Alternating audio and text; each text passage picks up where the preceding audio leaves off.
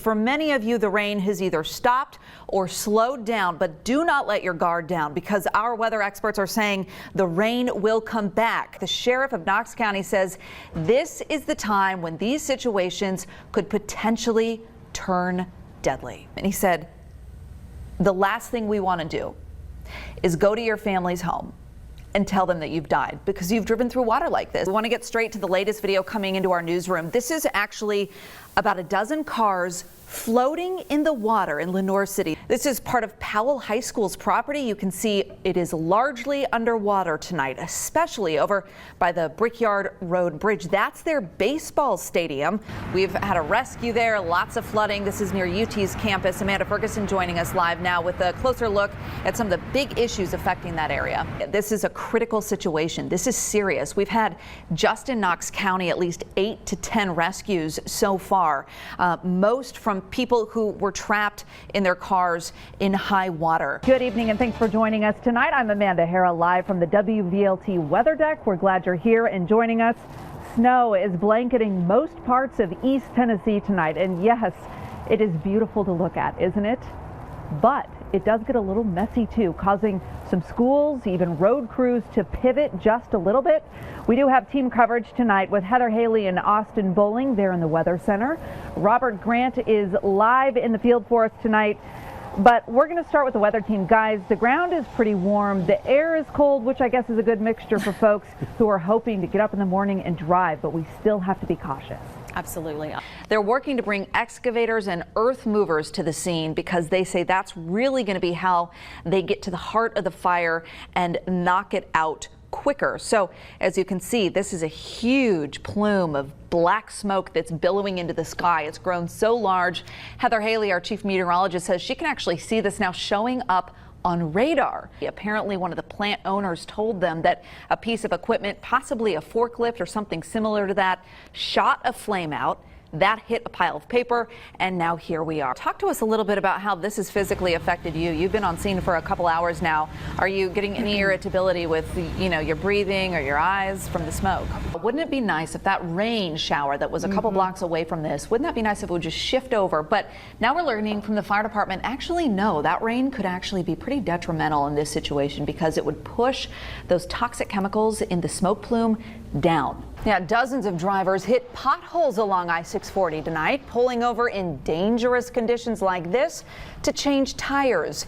This car had a baby inside. Robert, you're going to talk about TDOT's game plan to fix the problem in just a second, but I want to get back to that.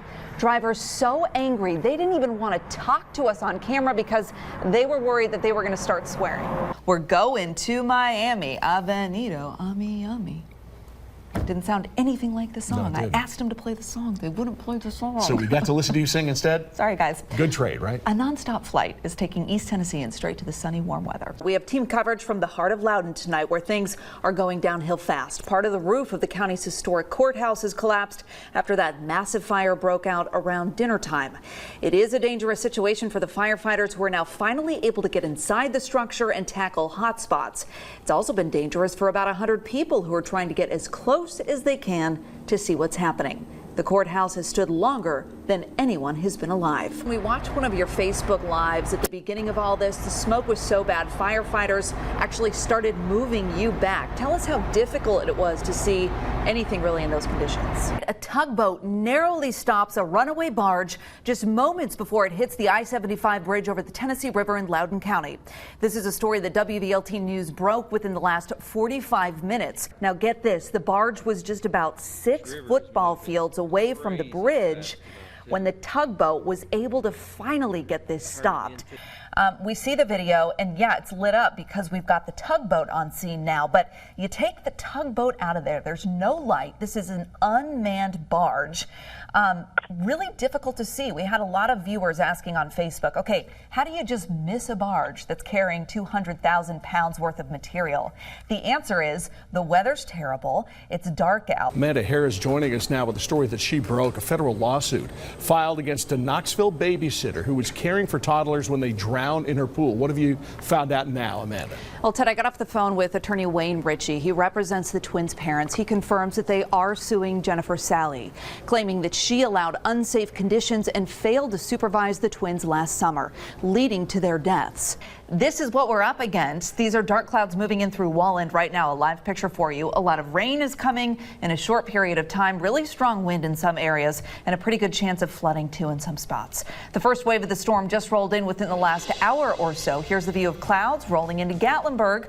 Paula says she snapped the shot just as really strong wind took down a few trees in that area. Last night, Gwen Hurst told us that he stood by his comments, but that was before people started calling for his resignation today. So what's his stance now? Do we know?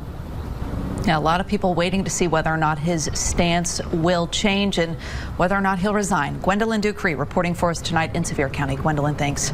The comments sparking calls online for people to cancel their travel plans. We heard a little bit of that in Gwen's report. Well, now county leaders are speaking out. Something really makes me want to lace up my running shoes and go for a jog. Is it this weird dress that I'm wearing, Ted? That might be it. If anyone knows how to tie a bow on these shoelaces, please report to the studio. David, somebody tell me what I'm supposed to do with this. It's my phone, it's Facebook. I've been trying to upload a cute video of my kid, and it's not working. Uh-oh. If you have Facebook or Instagram, you are probably feeling my pain. It hasn't really been working well today. People started reporting problems around noon, and then widespread outages followed. Facebook not saying what happened, but they did go on Twitter to tell folks about it. Kind of cute. Calf was born this morning. The baby, the mom, they're kind of like in a sequestered area in the barn so they can bond and it's quiet, and zoo staff will watch them for a few days, make sure they're healthy and strong. Yeah, and then once the staff, they're kissing. Oh my gosh, they were bonding.